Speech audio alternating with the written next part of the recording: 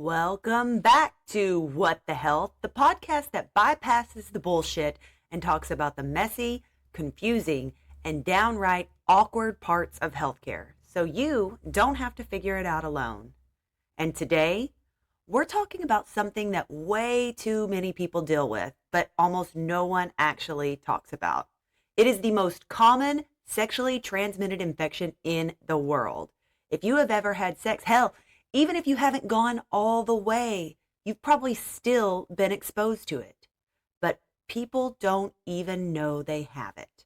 Yep, we are talking about human papillomavirus, HPV. And I have covered a ton of health topics on this show. But this one hits close to home. This one is personal because, guys, I have been there. I've gotten the call. I went through the panic and shame, the late night Google deep dives, and the awkward, I have HPV conversations. And today I am putting it all out there, the diagnosis, the procedures, and everything I wish someone had told me before I started to spiral. So grab a drink, get comfy, and let's talk about it.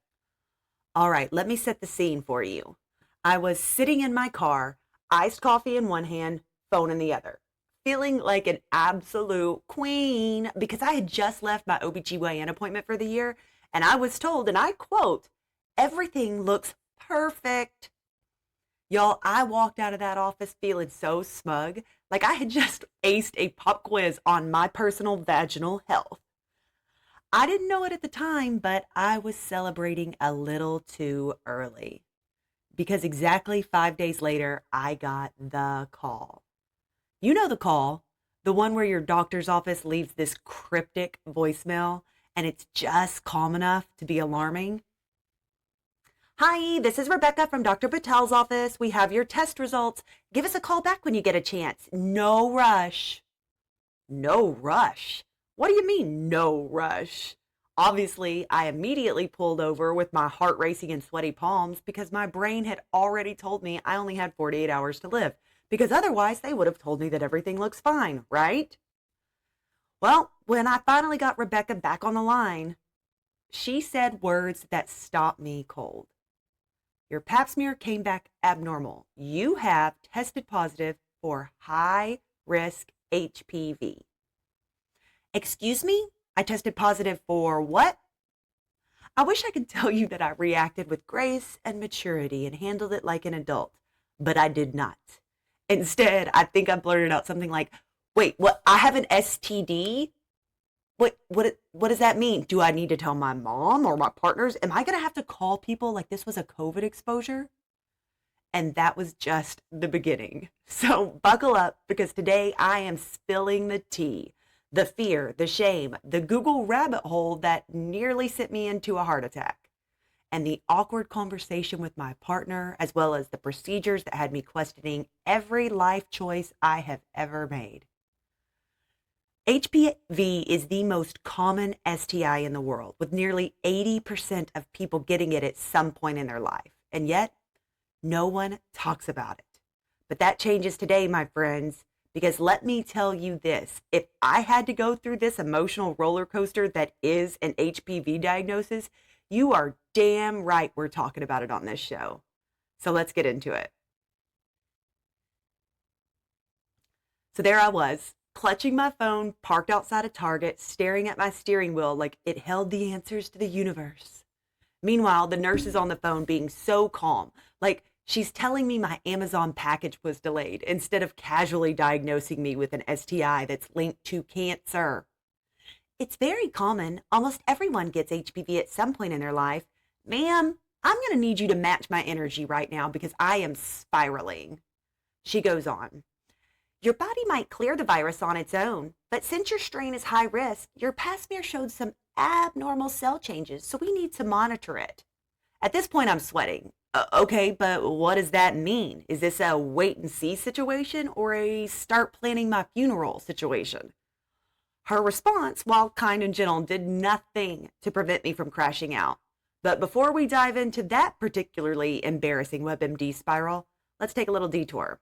So I've just gotten the news about my pap, right? So I hung up the phone, took a deep breath, and did what any rational adult woman would do. I started Googling.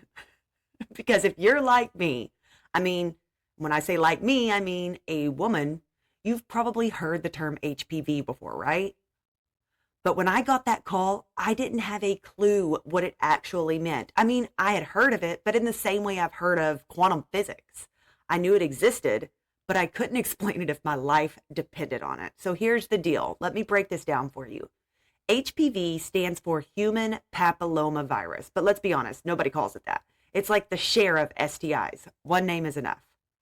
But here's what people don't realize. HPV isn't just one thing. It's a family of over 200 different viruses. Some strains are total freeloaders. You'll never even know they were there. Others cause things like genital warts, which again, I did not have. Praise God for small victories. And then there are high-risk strains, the ones that can lead to cancer.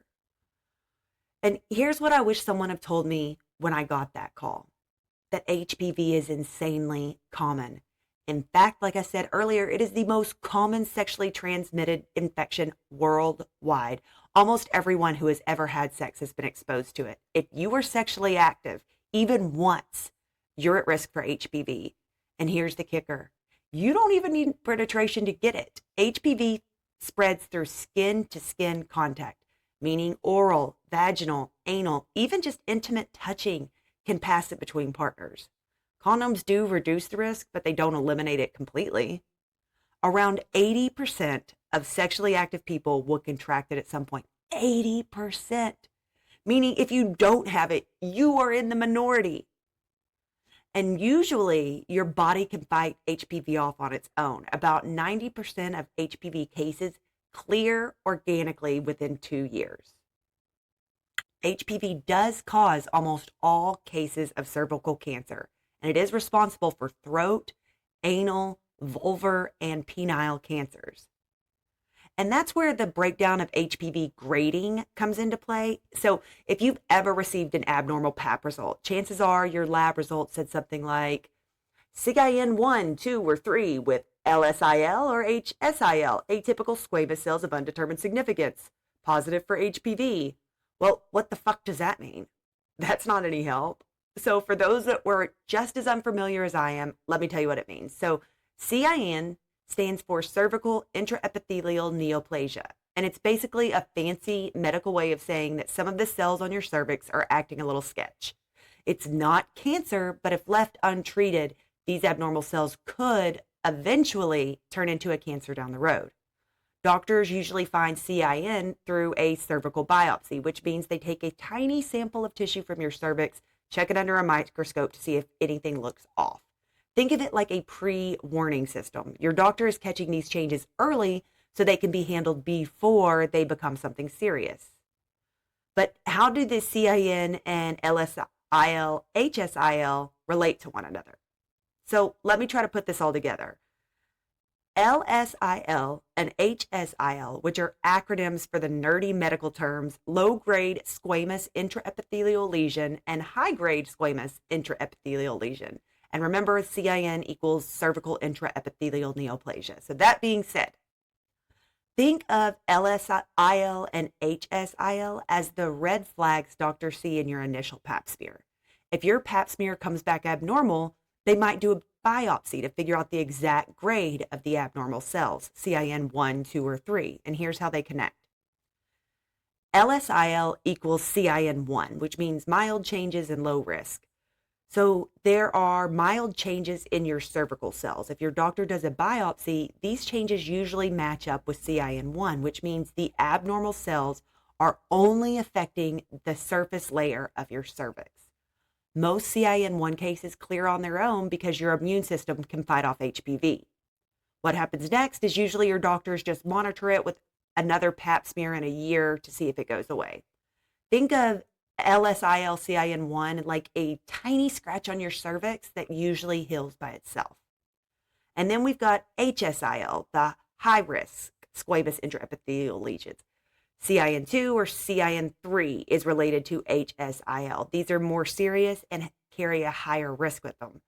So this means that abnormal cells look more advanced and are less likely to go away on their own. If your doctor does a biopsy, HSIL usually corresponds with CIN2 or 3.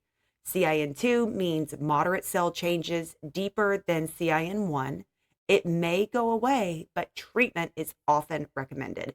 If you have CIN3, this is severe cell changes affecting most or all of the cervix surface. If left untreated, it could eventually turn into cervical cancer. So what happens next with these two? If you have CIN2, your doctor might monitor it or remove the abnormal cells depending on your age and other risk factors. If you have CIN3, doctors almost always recommend treatments like a LEEP procedure to remove the abnormal cells before they turn into cancer. And think of HSIL, CIN2 or 3 like a crack in your windshield. It's not a problem yet, but if you ignore it, it could spider spread and get worse. So to summarize all of that, the big picture, LSIL usually means CIN1, which is mild and often clears up on its own. HSIL means CIN2 or CIN3, and this could be moderate to severe and more than likely needs treatment. CIN3 is the last stop before cervical cancers, so doctors don't take chances with it. And this is why pap smears and follow-ups are so important, ladies. They catch these changes early so they can be treated before they ever turn into cancer. Okay, so where were we? Now that we've covered the basics of HPV, let's get back into my personal crisis. So at this point, it had been a few days since I got the call. In that time, I had spiraled through every possible worst case scenario. Treated Google like my personal on-call physician and fully convinced myself that I was about to become the tragic main character in one of those overly dramatic medical documentaries. You know, the ones where the screen fades to black, soft piano music kicks in, and suddenly there's a slow motion shot of me staring out a rain-streaked window while a somber voiceover whispers, "She never saw it coming." Then comes the unnecessarily zoomed in shot of me clutching my test results like it's a Shakespearean tragedy, while Sarah McLachlan's song swells in the background. But at some point, reality had to kick in. I needed to tell my boyfriend.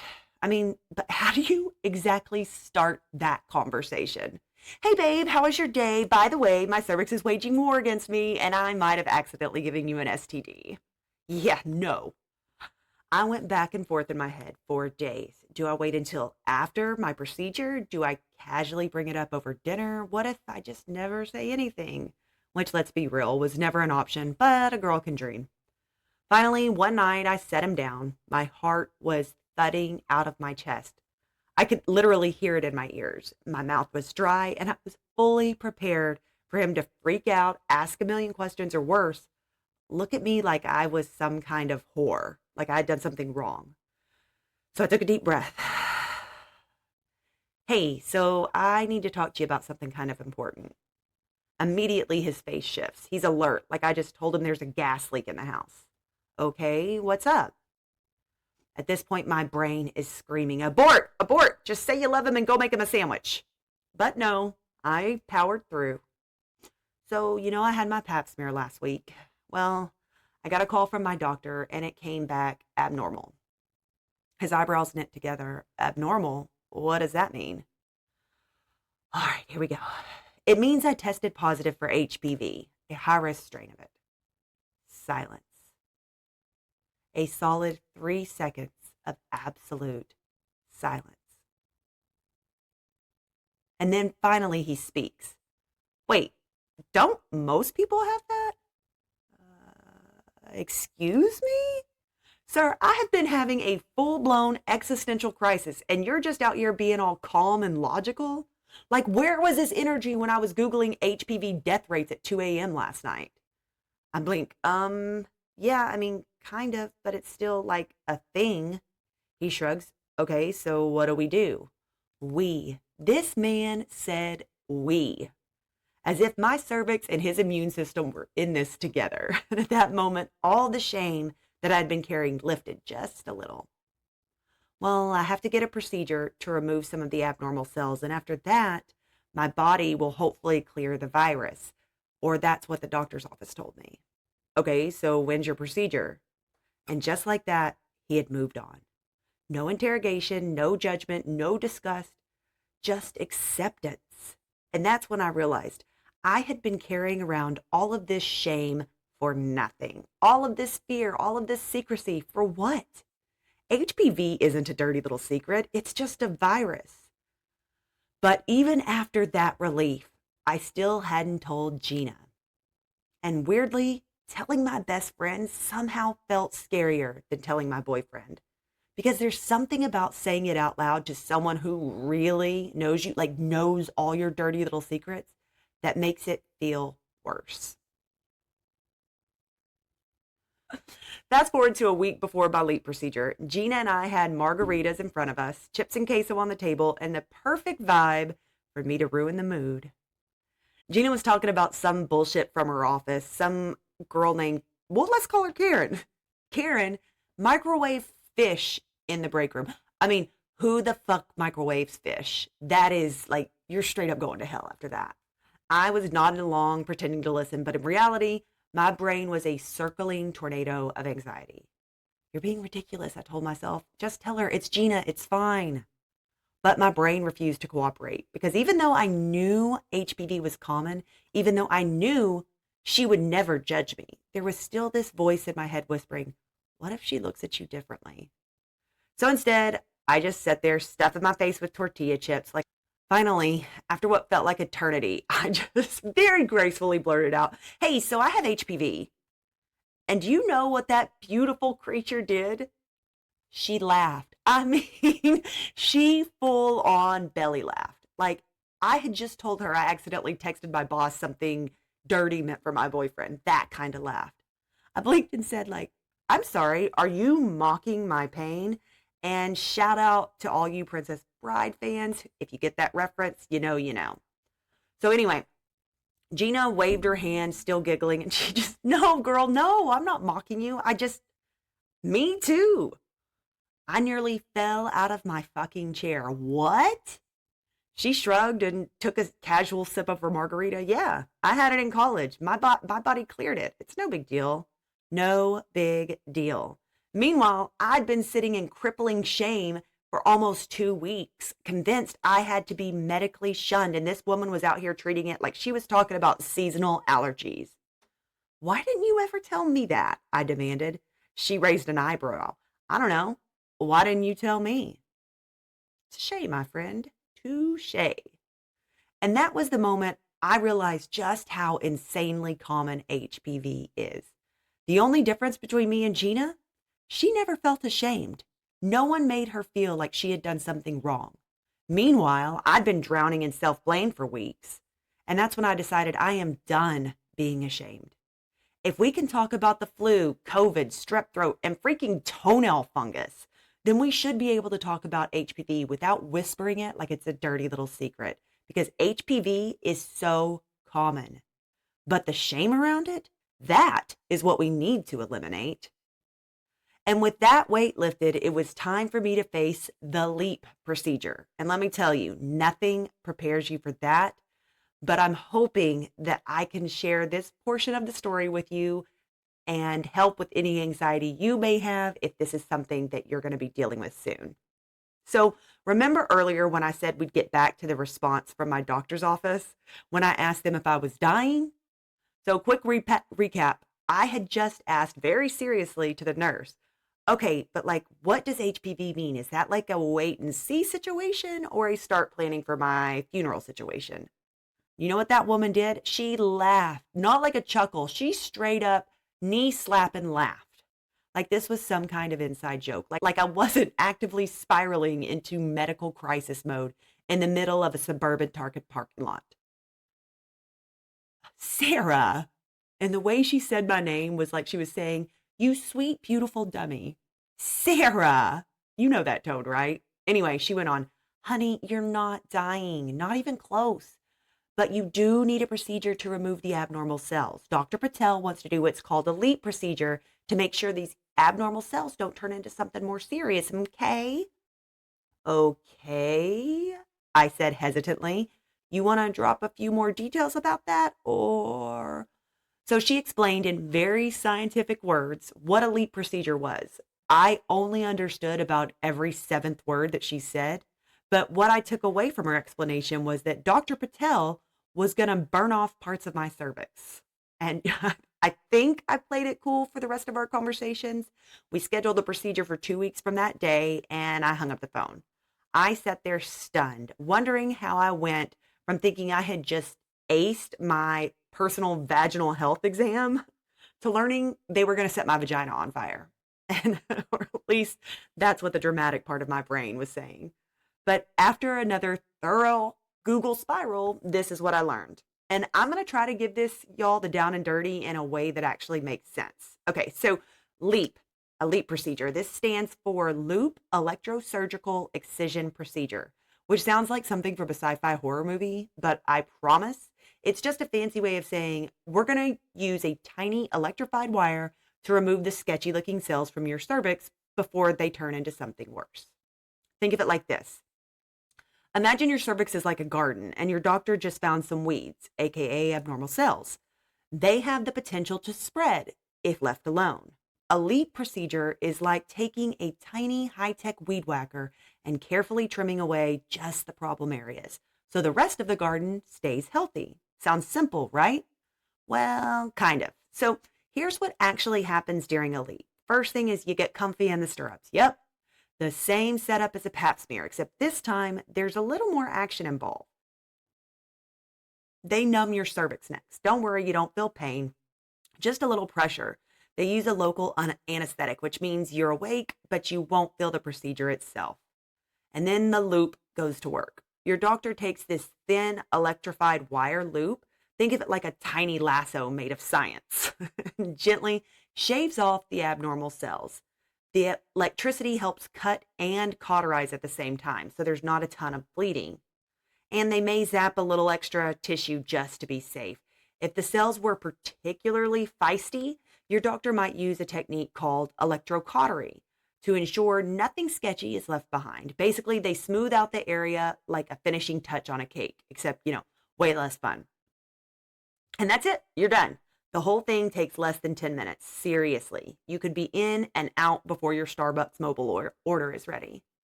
But what does it feel like? This is what a lot of people are asking. So here's the $1,000,000 question. Does it hurt? The short answer is not really. It's weird, but not painful. Since they numb your cervix, you shouldn't feel the cutting at all.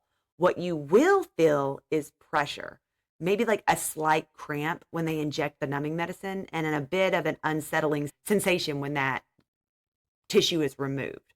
But honestly, the strangest part for me was the smell. Yeah, there is a smell.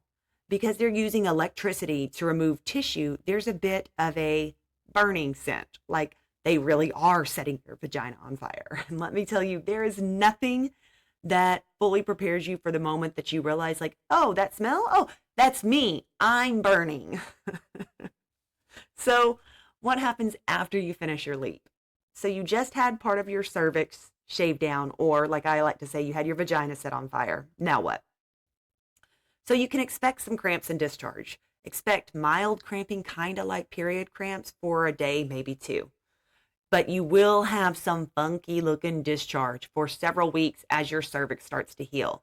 We're talking about brown, black, even coffee ground like gunk. It's super gross, but totally normal. Also, no sex, tampons, or anything that goes inside you for about 4 weeks. Yep, no sex, no tampons, no douching, which, let's be real, you shouldn't be doing anyway. And if you are, let's have a different conversation. Your cervix needs time to heal, and putting anything up there could cause infection or disrupt the healing process. And then you have to have some follow-up. So your doctor will want to keep an eye on things to make sure the abnormal cells don't come back. Usually you'll have a follow-up PAP in about 6 months to see how your cervix is doing. The good news is LEEP works. It removes most abnormal cells completely. It reduces your risk of cervical cancer. And the chance of those abnormal cells coming back is fairly low, but that's why you've got to go to your follow-ups. Most people heal without complication and go on to have totally normal pap smears in the future. And so, just to kind of summarize everything, I know that a LEEP procedure sounds intimidating. And yeah, it's definitely not on anyone's bucket list, but in reality, it is a quick, simple procedure that prevents cancer. So, if your doctor tells you that you need one, don't panic. You have got this. And hey, if nothing else, you get a great excuse to sit on the couch, binge your favorite show, and let people take care of you for a day. So there you have it. The LEEP procedure in all its slightly uncomfortable but incredibly effective glory. It wasn't fun. It wasn't something I ever thought I'd have to go to, but you know what? It also wasn't the end of the world. And now, sitting here on the other side of it, I can tell you this. It was totally worth it because the alternative was waiting around, hoping my body would handle it, hoping those cells wouldn't decide to turn for the worse and give me cancer. I don't know about you, but if given the choice between letting my cervix play Russian roulette and taking care of business, I'll take the slightly awkward, mildly traumatizing doctor's visit every time. So after my LEEP, I did something I hadn't done in weeks. I exhaled. I let myself breathe again. I wasn't cured overnight, but the weight I had been carrying, that shame and fear, the what ifs, they weren't sitting on my chest anymore. I went back for my follow up 6 months later, and guess what? Clear pap smear. I went back again the next year, still clear. And eventually, my doctor told me something I thought I'd never hear when I first got that call. Your body has cleared the virus. I didn't want to act all smug again because we know how well that turned out last time. But I don't know if you've ever received good medical news after spending months convinced that you were on your way to the afterlife. But let me tell you, I nearly kissed Dr. Patel on the mouth and like tongue and all, because that was the moment I knew I had made it through. But here's the thing I would change. I did not have to go through this alone. I just thought I did.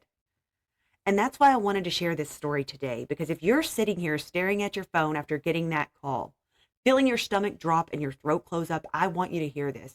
You are not dirty. You are not broken, and you are not alone. You are a human being with a human body, and it is simply doing its best to navigate the messy, microscopic world of viruses and cell changes. HPV is normal. It is not a life sentence, not a scarlet letter. It is not a sign that you failed at being a responsible adult. And the more we talk about it, the less power the stigma has. So if you take nothing else from this episode, take this. Talk about it. Talk about it with your partner and your friends and your doctor. Get your screenings, ladies, because catching it early changes everything. And for the love of science, get the HPV vaccine if you can. Gardasil is going to clear up HPV within a few generations. So if you're able to, please go get a vaccine. Because HPV doesn't need to be some terrifying, shameful secret. And if my cervix can survive an electrified medical lasso, then girl, you can survive talking about it.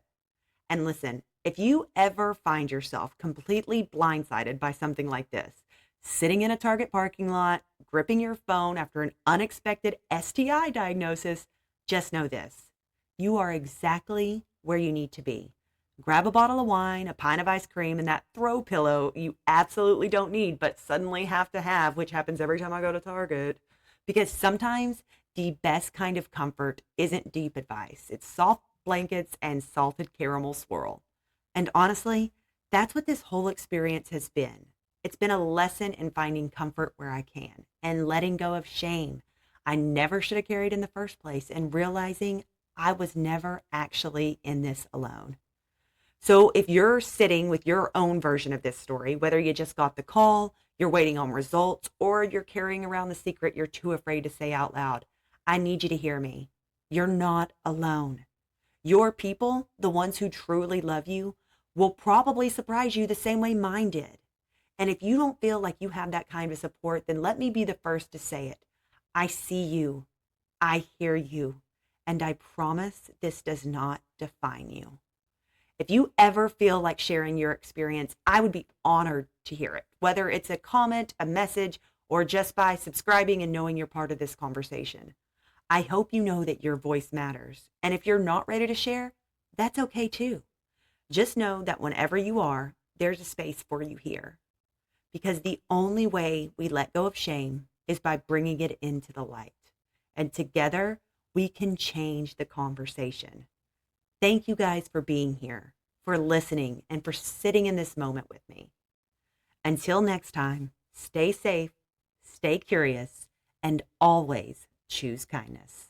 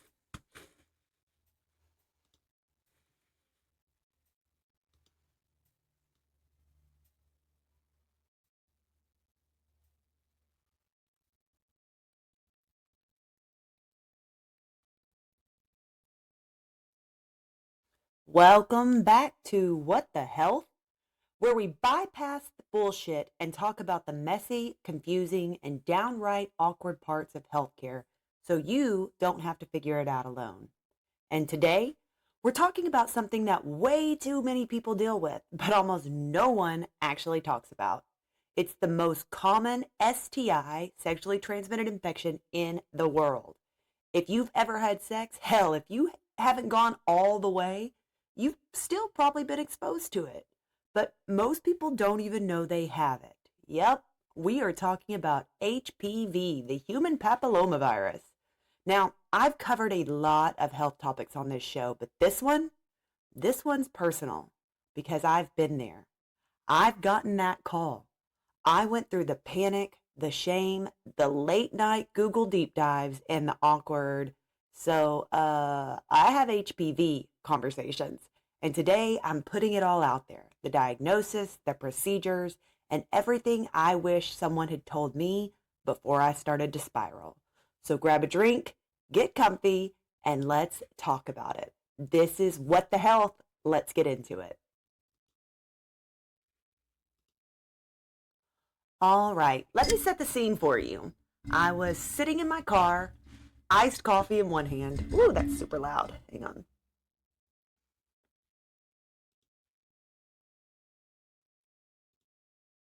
All right, so let me set the scene for you. I was sitting in my car, iced coffee in one hand, phone in the other, feeling like an absolute queen because I had just left my annual OBGYN appointment where I was told, and I quote, everything looks great. Y'all, I walked out of that office feeling so smug, like I had just aced a pop quiz on my vaginal health. I didn't know it at the time, but I was celebrating a little too early because exactly 5 days later, I got the call. You know the call, the one where the doctor's office leaves a cryptic voicemail that's just calm enough to be alarming. Hi, this is Rebecca from Dr. Patel's office. We have your test results. Give us a call back when you can. No rush. No rush? What do you mean, no rush? Obviously, I pulled over immediately, heart racing, because my brain had already decided I only had 48 hours to live, right? And when Rebecca got on the line, I heard words that stopped me cold. Your pap smear came back abnormal. You tested positive for high risk HPV. Excuse me, I tested positive for what? I wish I could tell y'all that I reacted with grace and maturity, but that was not the case. Instead, I blurted out at something like, wait, I have an STD? Am I dying? Do I tell my mom? Oh my God, do I have to call people like it's a COVID exposure? And that was just the beginning. So buckle up because today I'm telling you everything, the fear, the shame, the Google rabbit hole that nearly sent me into a heart attack, the awkward conversation with my partner, and the procedures that had me questioning every life choice I had ever made. HPV is the most common STI in the world. Nearly 80% of people will have it at some point in their lives. And yet, no one talks about it. That changes today because let me tell you, if I had to go through the emotional roller coaster that is an HPV diagnosis, you are damn right we're going to talk about it on this show. So let's get into it, shall we?